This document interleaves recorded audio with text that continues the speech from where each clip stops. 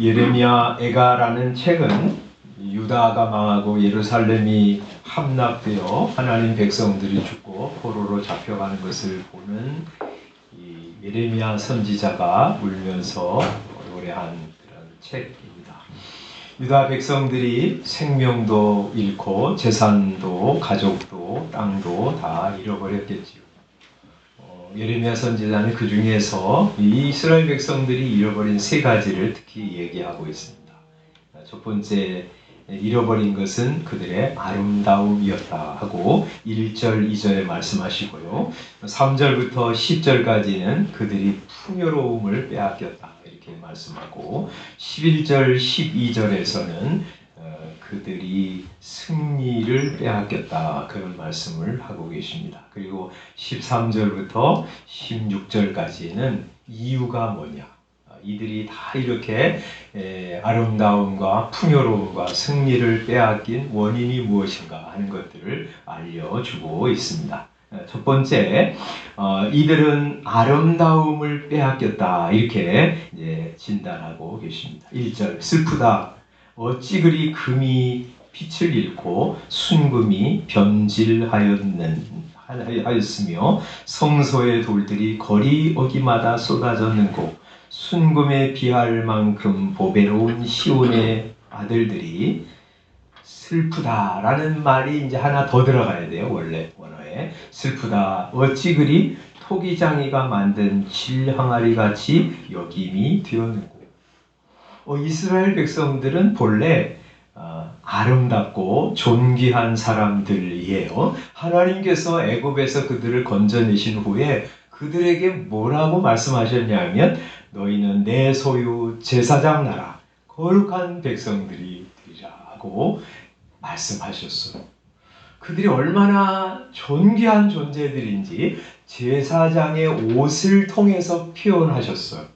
제사장이 거룩한 에봇이라고 하는 옷을 입었는데 그들의 어깨에는 뭘 달았냐면 금태를 두른 호마노 보석을 달고요. 그 보석에다가 여기 이 지파의 이름, 이쪽에 6지파의 이름을 달고 하나님 앞에 들어가게 하셨어요. 그리고 이제 흉패라고 가슴에 이런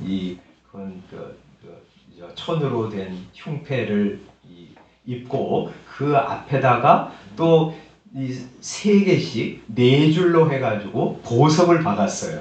근데 보석 안에 이스라엘 지파 하나하나씩의 이름을 다 적어 놓고 그리고 그 옷을 입고 제사장이 하나님 앞에 들어가는 거예요. 그 무슨 의미냐면 이스라엘 백성들은 하나님 앞에 이렇게 금처럼 또 보석처럼 존귀하고 아름다운 존재다. 하나님이 이스라엘을 그렇게 보신다는 것을 상징하는 거예요. 그런 금, 순금, 보석처럼 존귀한 존재들이 지금 어떻게 되었냐면 1절에 말씀하는 것처럼 금이 빛을 잃은 것처럼 순금이 변질한 것처럼 순금에 비할 만큼 보배로운 시온의 아들들이 마치 질항아리 1,000원, 몇천 원 주면 사는 그런 질항아리 같이 아주 값어치 없는 그런 존재로 추락하고 말았다는 것이죠. 다 아름다움을 잃어버렸어요. 3장 45절에는 어느 정도까지 추하게 되었냐면 쓰레기와 폐물 같은 존재가 되었어요. 그거 줘도 안 받을 만한 쓰레기와 폐물 같은 존재로 이스라엘이 아름다움을 잃고 추락하고 말았다는 것이죠. 두 번째, 이스라엘은 뭘 잃어버렸냐 하면 풍요를 잃어버렸어요. 3절부터 보면 이렇게 말씀하세요. 들깨들도 젖을 주어 그들의 새끼를 먹인다. 이런 미물도 새끼를 먹일 만한 그런 어떤 본능적인 사랑이죠. 그런데 딸 내 백성, 이스라엘 백성은 잔인해서 마치 광야의 타조가 새끼들을 전혀 돌보지 않는 것처럼 그런 상태가 되어버렸다는 거예요. 왜 그러냐? 먹을 것이 하나도 없기 때문에. 4절, 젖먹이가 목말라서 혀가 입천장에 붙는데 어린아이들이 그래서 먹을 걸 좀 줘요. 마실 물도 좀 줘요. 이렇게 하는데 그 떼어줄 사람이 없다는 거예요. 5절 맛있는 음식을 먹던 자들이 외롭게 거리에 있어요. 막 먹을 것을 찾아서 이리저리 헤매는데 아무 데도 먹을 것이 없어요. 여기 8절에 이제는 그들의 얼굴이 숯보다 검고 그들의 가죽이 뼈들에 붙어서 막대기같이 말랐으니 어느 거리에서든지 알아볼 사람이 없도다. 너무 먹을 것이 없어서 이제 피부는 다 윤기가 빠지고 막 살이 그냥 뼈에 붙은 거예요. 막대기 같아진 거예요. 옛날에 이 사람을 봤는데 저 사람이 도대체 예전에 그 사람인지 모를 정도로 아주 해골만 남은 사람이 되었다는 거죠. 그런 사람은 그 굶주리면서 죽어가는 것이 얼마나 고통스러운 것이 차라리 그냥 칼에 맞아가지고 금방 죽었으면 좋았을 텐데 굶주려 죽는 것은 너무나 고통스러운 일이라는 것을 9절에 이렇게 말씀하세요. 칼에 죽은 자들이 차라리 줄여 죽은 자들보다 나은 것은 토지 소산이 끊어짐으로 그들은 찔림받은 자들처럼 점점 쇠약하여 갑니다. 그래서 심지어는 이런 일까지 일어났어요. 10절 딸 내 백성이 이스라엘 백성이죠. 멸망할 때 자비로운 부녀들이 자기들의 손으로 자기들의 자녀들을 삶아 먹었도다. 아주 악독한 여인이 아니에요. 너무나 사랑스럽고 자비가 많은 여인이 먹을 것이 없으니까 눈이 뒤집혀가지고 자기들의 자녀를 삶아 먹을 정도가 되었다는 거예요. 이스라엘 백성들이 원래 어떤 존재냐면 굉장히 풍요로운 그런 나라였어요. 하나님이요 이스라엘을 애굽에서 건지셔가지고 어디로요? 가나안 땅으로 보내셨는데 그 땅은 젖과 꿀이 흐르는 땅이었어요. 거기서 하나님이 그들에게 필요한 모든 것을 다 공급해 주셨어요. 다윗과 솔로몬의 통치 시기에 이스라엘이 얼마나 풍족했는지 열왕기상 4장 20절에 보면 유다와 이스라엘의 인구가 바닷가에 모래같이 많게 되매 먹고 마시며 즐거워하였다. 이렇게 말씀하시고 열왕기상 4장 25절에는 솔로몬이 사는 동안에 유다와 이스라엘이 단에서부터 부엘세바에 이르기까지 저 북쪽부터 남쪽까지 각기 포도나무 아래와 무화과나무 아래에서 평안히 살았도다. 이렇게 말씀하세요. 아무 문제가 없었어요. 먹을 것, 마실 것 풍족했어요. 또 10장 27절에는 그런 먹을 것, 마실 것뿐만 아니라 보석, 금은 것들이 막 풍부했어요. 왕이 예루살렘에서 은을 돌처럼 흔하게 하고 백향목을 평지에 뽕나무같이 많게 하였도다 하고 말씀하세요. 금은이 쌓여 있고요. 그래서 은이 돌처럼 많았다고 그래요. 레바논의 백향목 저 나무죠. 뽕나무처럼 많아서 집, 성전 이런 것들 다 그걸로 지었어요. 그만큼 부여했는데 지금 어떻게 되었냐면 아무것도 먹을 것이 없는 상태로 추락하고 말았다는 거예요. 부여를 빼앗겼어요. 세 번째, 뭘 빼앗겼냐면 승리를 빼앗겼어요. 본래 이스라엘은 필승의 나라입니다. 불패의 나라, 절대 패할 수 없는 나라입니다. 왜요? 하나님이 그들의 하나님이시고 하나님이 그들과 함께 하시는 한 어떤 존재가 하나님을 이기고 이스라엘 백성들을 패배하게 할 수 있겠어요? 하나님 말씀대로 순종할 때 그러므로 이스라엘은 전쟁에 나가기만 하면 승리를 거두었습니다. 우리가 이 여호수아서를 보잖아요. 이 여리고성은 이스라엘 백성들이 공격조차 안 했는데 그냥 돌았는데 여리고성이 무너지고 정복할 수 있었어요. 가나안 족속과 싸울 때 이 여호수아가 해를 멈추라고 그렇게 기도할 때 하나님이 정말 해를 멈추셔서 가나안 족속들을 다 멸하기까지 내려오지 않았어요. 온 세상 만물이 하나님이 다스리시는 만물이 이스라엘 편이었기 때문에 이스라엘은 나가면 승리를 거두었어요. 사무엘하 8장에 보면 다윗이 왕이 되어서 주변의 여러 나라들을 정복했는데 블레셋, 모압, 소바, 다메섹, 에돔 나라들을 정복해서 조공을 받았다고 그렇게 말하고요.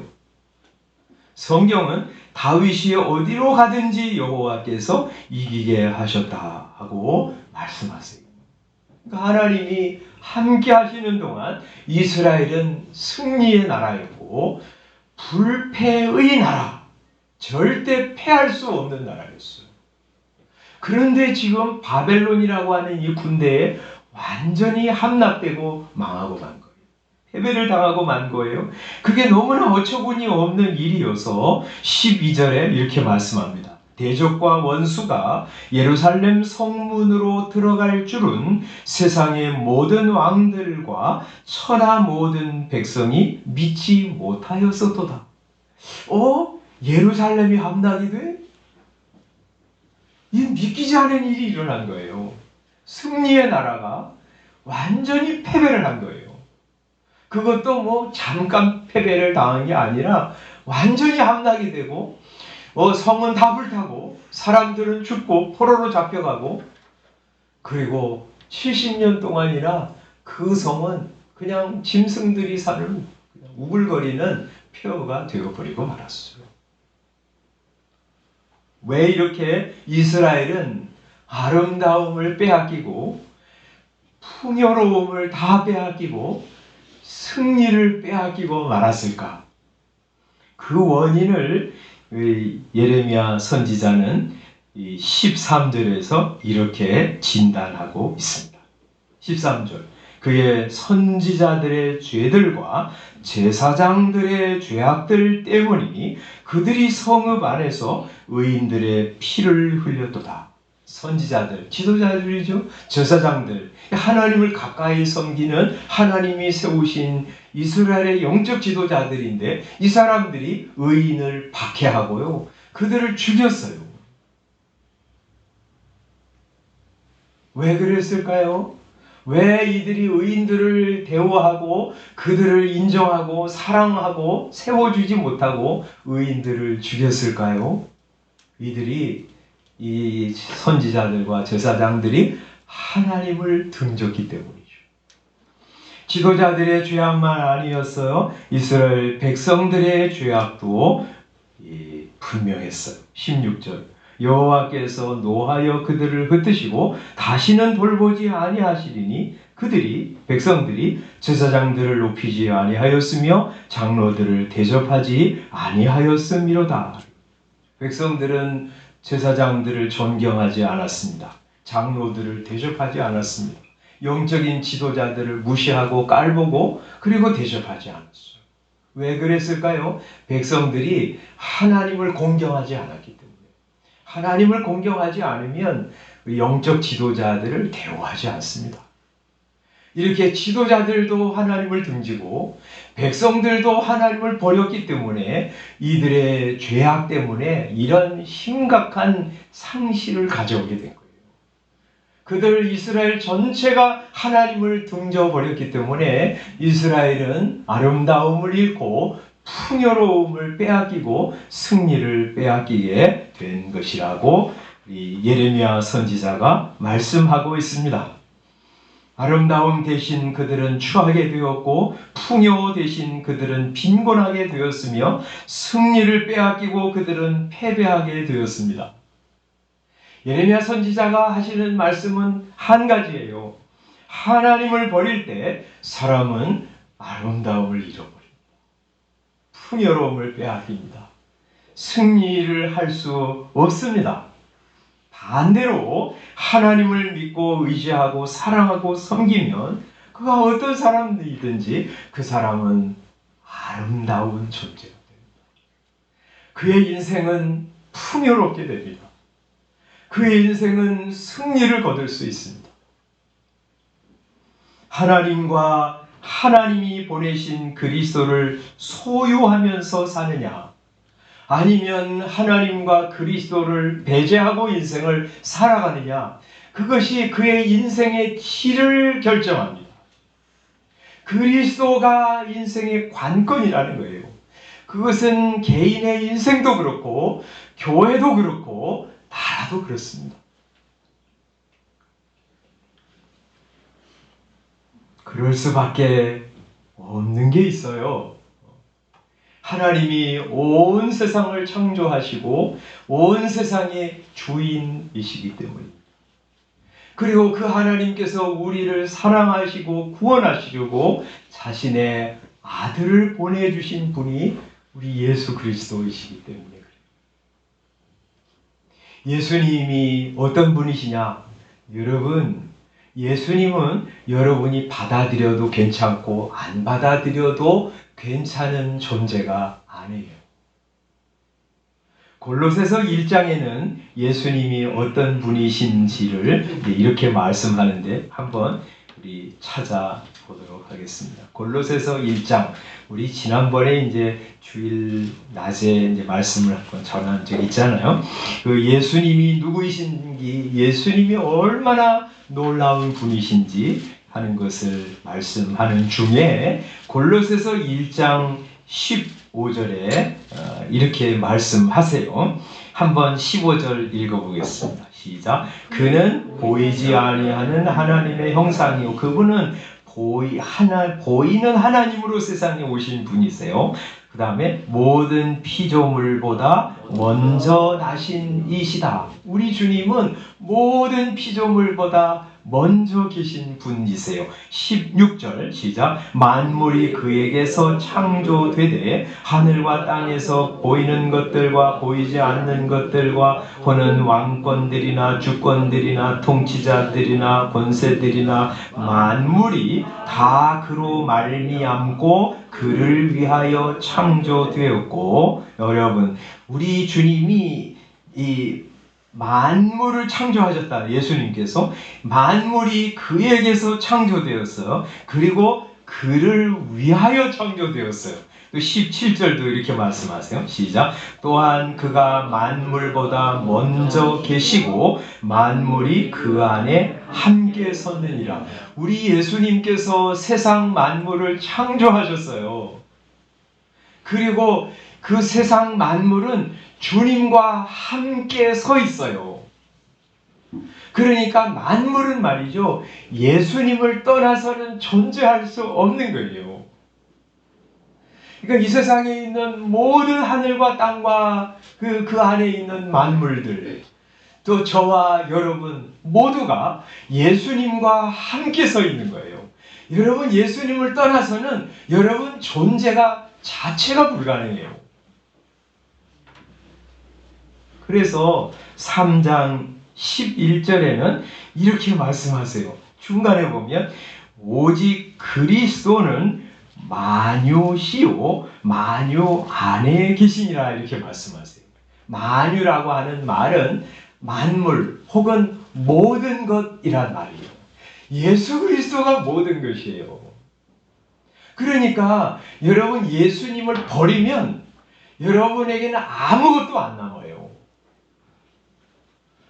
뭐가 안 남어? 여기 있는데 그렇게 할지 모르지만 실제로 여러분은 아무것도 아닌 계시대요. 그리고 시간이 되면 그게 현실로 나타납니다. 이스라엘 백성들이 꼭 그런 거예요. 하나님을 저버렸어요. 하나님께서 보내시겠다고 하시는 메시아를 받아들이지 않았어요. 그래서 뭘 잃어버렸어요? 아름다움을 잃어버렸어요. 모든 풍요를 다 상실해버리고 말았어요. 그들은 패배의 나라, 모든 거 다 빼앗긴 나라가 되고 말았어요. 여러분, 예수님을 버리면 쓰레기와 폐물이 될 뿐입니다. 우리의 영광은 예수님을 소유했는지에 달렸습니다. 영광스러운 예수님을 자기 마음에 모시면 그는 영광스러운 존재이고 영광스러운 존재가 되어 갑니다. 그런데 그가 예수님을 저버리고 인생에서 제외시켜 버리면 그는 조만간 추한 존재로 추락할 수밖에 없어요. 그리스도를 소유할 때 그는 아름다운 사람, 존귀한 존재가 됩니다. 왜냐하면 그 예수 그리스도를 소유한 것이 굉장한 것을 소유한 것이 되기 때문에 고린도후서 4장에는 이런 말씀을 하고 계세요. 우리가 말이죠. 4장 7절에 보면 한번 그것도 찾으시면 한번 읽어보면 좋겠습니다. 고린도후서 4장 7절입니다. 읽어보겠습니다. 시작. 우리가 이 보배를 질그릇에 가졌으니 이는 힘이 큰 능력은 하나님께 있고 우리에게 있지 아니함을 알게 하려 함이라. 우리가 예수 믿는 우리, 구원받은 성도인 우리는 이 보배를 질그릇에 가진 존재다. 우리는 다 질그릇이라는 말이죠. 우리 예수 그리스도와 예수 그리스도의 복음을 소유한 사람은 뭘 가진 존재라고요? 보배를 질그릇에 가진 존재라고 그래요. 여러분은 보배가 아니에요. 여러분이 여러분 인생에, 여러분의 마음에 예수 그리스도와 그의 복음을 받아들일 때 여러분은 비로소 보배로운 존재가 돼요. 예수님 없는 보배이신 그분을 제외하고는 보배로운 인생이 될 수 없어요. 그래서 보배이신 예수님을 마음에 모신 사람이 참된 사람이고 유명한 사람이고 살아있는 사람이에요. 그래서 고린도후서 6장에 이렇게 말씀하시죠. 6장 8절 뒤쪽에 이렇게 말씀하세요. 우리는 속이는 자 같으나 참된 사람이고 9절 무명한 사람 같으나 유명한 사람, 우리 이름 없는 사람이지만 예수님 모시고 있기 때문에 하나님은 그들을 아세요. 하나님 나라의 유명한 사람이에요. 그리고 우리는 죽은 자 같지만 그러나 우리는 살아있는 사람이에요. 여러분, 예수 그리스도를 마음에 보배로 여기고 보배로 갖고 있는 사람만이 참된 사람이요, 유명한 사람이요, 살아있는 사람이에요.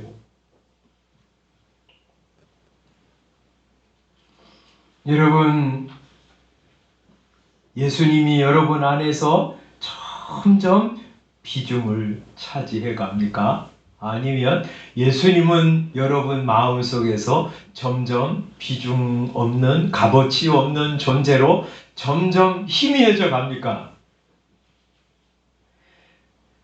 인생은 말이죠, 예수님을 얼마나 비중 있게 대하느냐에 따라서 비중 있는 인생이 돼요. 예수님을 아름답고 사랑스러운 분으로 여러분이 여기고 그분 사랑하고 존귀하게 여기고 살아갈 때 여러분은 아름답고 사랑스러운 사람이 됩니다. 예수님을 매력적인 분으로 알고 예수님께 나아가기를 기뻐하고 그분과 교제하는 것을 기쁨으로 삼을 때 여러분은 매력적인 인생이 됩니다. 예수님을 어떻게 대하느냐에 따라서 여러분의 아름다움과 추함이 결정돼요. 여러분, 예수님을 여러분의 구주로 믿고 주인으로 섬길 뿐만 아니라 그분을 내 인생의 가장 보배인 소중한 분으로 알고 사랑하고 그리워하고 사모하고 교제하고 즐거워하고 영화롭게 하고 좋아하면서 살아가 보세요. 여러분은 시간이 지나면서 너무나 자연스럽게 아름답고 사랑스럽고 매력적인 인생이 될 거예요. 예수 그리스도를 소유할 때 그는 부요합니다. 여러분, 예수님 잘 믿어보세요. 하나님께서 여러분에게 먹을 것, 마실 것, 쓸 것, 필요한 일용할 것들을 부족함 없이 공급하십니다. 이 나라, 이 전 세계를 전체적으로 한번 보세요. 하나님과 예수 그리스도를 그 나라에서 지속적으로 사랑하는 사람들이 많은 나라는 이상하게 경제도 살고요, 문화도 살아나고요, 땅도 살아나는 것을 봅니다. 그런데 예수님을 그 나라에서 제외시켜 버렸어요. 예수 믿는 사람들을 죽이고 목사들을 추방하고 선교사들을 추방한 중동과 아프리카 땅을 보세요. 경제가 엉망이고요. 문화가 퇴보하고요. 그리고 땅조차도 점점 사막화되어 가는 거 그냥 우리가 전체적으로 봐도 알 수 있습니다.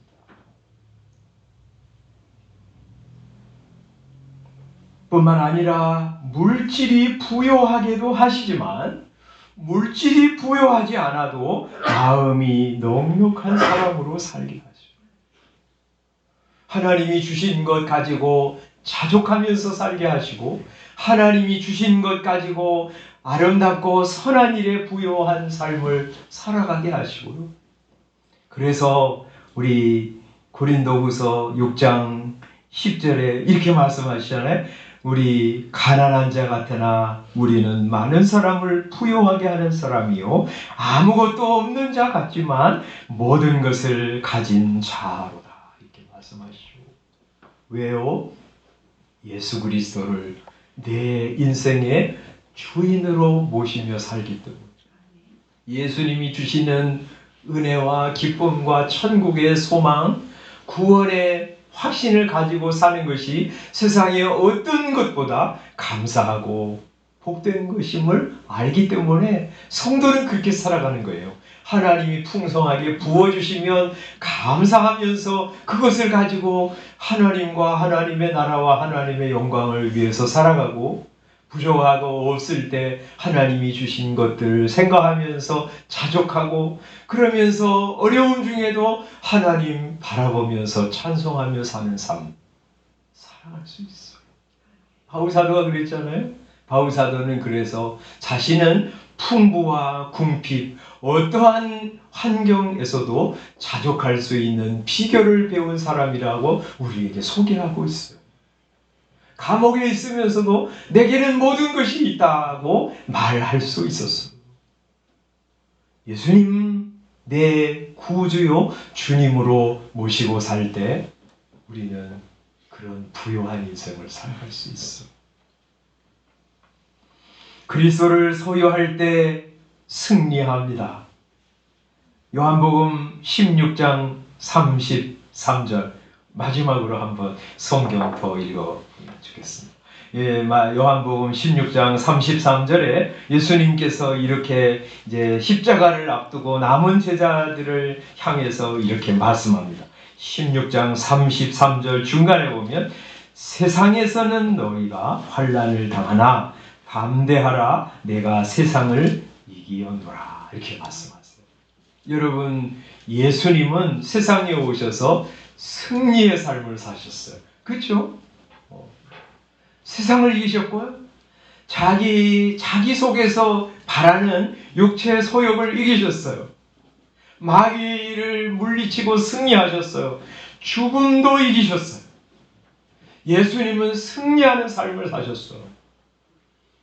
그러면서 제자들에게 담대하라 내가 세상을 이겼다 하고 말씀하신 이유는 내가 앞으로 이길 거야 하는 것을 알려주시는 것뿐만 아니라 내 안에 있는 너희, 나를 따르는 너희도 너희 이길 것이다 하는 거 알려주신 거예요. 그래서 세상에서는 너희가 환난을 당하지만 담대해. 너희는 나와 함께 내 안에서 이길 거야. 그래서 담대하라는 거예요. 그래서 예수 그리스도 안에 있는 사람, 예수님을 내 마음의 주님으로 믿고 사는 사람에게는 하나님이요 힘을 주세요. 시편 29편에 보면 여호와께서 자기 백성에게 힘을 주심이요 하고 말씀하세요. 힘을 주세요. 이사야 40장에는 여호와를 앙망하는 자는 새 힘을 얻으리니 독수리가 날개치며 올라간가 될 것이요 달려가도 피곤하지 아니하고 걸어가도 곤비하지 아니하리로다 하고 말씀하세요. 여러분 인생길 가는 동안 예수 그리스도 안에 있는 사람에게 하나님이 힘을 주십니다. 때마다 힘을 주셔서 새 힘을 공급하셔서 살아가게 하세요. 그래서 우리가 이기는 거예요. 문제를 만날 때 문제가 커 보여도 우리 주님이 다른 시각으로 보게 하시고요. 그리고 그 고난에 거꾸러지지 아니하고 다시 일어날 힘을 주세요. 그래서 그 고난을 통과하게 하시는 거예요. 죄가 우리를 유혹하고 또 압력을 가해도 그거 물리치고 견딜 수 있는 힘을 주세요. 내 안에 아직도 남아있는 육체의 소욕도 이길 수 있는 힘을 주세요. 성령님의 소욕을 따라서 살아갈 수 있는 소원과 힘을 주셔서 육체의 소욕을 이기고 하나님 앞에 나오게 하세요. 뭐 여러분들은 다 이제 주일이 되면 하나님 앞에 내가 나간다 이렇게 딱 결정하고 사는 사람들이기 때문에 주일날은 늘 오시지만 어떤 분들은 주일이 되면 갈등하는 사람이 있어. 아이 내가 좀 더 퍼질러 잘까? 아유 너 가자 그러는데 어딘가 좀 갈까? 그럴 때 하나님께서 하나님 안에 있는 사람에게 그 육체의 소욕을 이길 수 있는 힘을 주세요. 그래서 우리는 하나님을 앙망하면서 가는 것이고요. 그 앙망하는 사람에게 주님은 새 힘을 공급하셔서 시시때때로 그때마다 힘을 주셔서 육체의 소욕을 이기고 성령의 소욕을 따라서 나오게 하세요. 그래서 여기 이렇게 여러분들이 예배하러 나오고 이번 한 주간도 여러분이 주님을 주목하고 주님 사랑하고 주님 의지하면서 살아가는 거예요. 그렇게 할 때 여러분은 이 죄를 이기고 육체의 소욕을 이기고 세상 사람들이 살아가는 세상의 풍조를 따르지 아니하고 하나님의 백성답게 그 세파를 거슬려서 믿음으로 살아갈 수 있어요. 그리스도를 여러분의 구주로 여러분의 주님으로 믿고 살아가십니까? 예수님이 여러분 안에 계십니까? 예수님을 여러분의 구주로 주님으로 받아서 살아가십니까? 여러분은 예수님을 여러분의 보배로 삼고 계십니까? 여러분 예수님을 사랑스럽고 좋아하고 의지하는 분으로 매일같이 여기면서 그분과 기쁨으로 교제하면서 사십니까? 그것이 인생을 결정합니다. 우리 아까 예레미야 선지자가 세 가지 이스라엘이 상실한 거 얘기했잖아요. 아름다움, 풍요, 승리. 사람들이 다 원하는 거예요. 그 어떻게 할 때 그것을 소유하면서 사냐면 그거를 막 따라다닐 때 소유할 수 있는 게 아니에요. 하나님이 우리를 위하여 보내주신 구주와 주님이신 예수 그리스도 내 마음의 구주로 삼고 내 인생의 주인으로 삼고 그분을 보배로 여기면서 살아가므로 여러분 아름다운 인생, 풍요를 누리는 인생, 매일같이 승리하면서 살아가는 그런 성도들 다 되시기를 주님의 이름으로 축원합니다.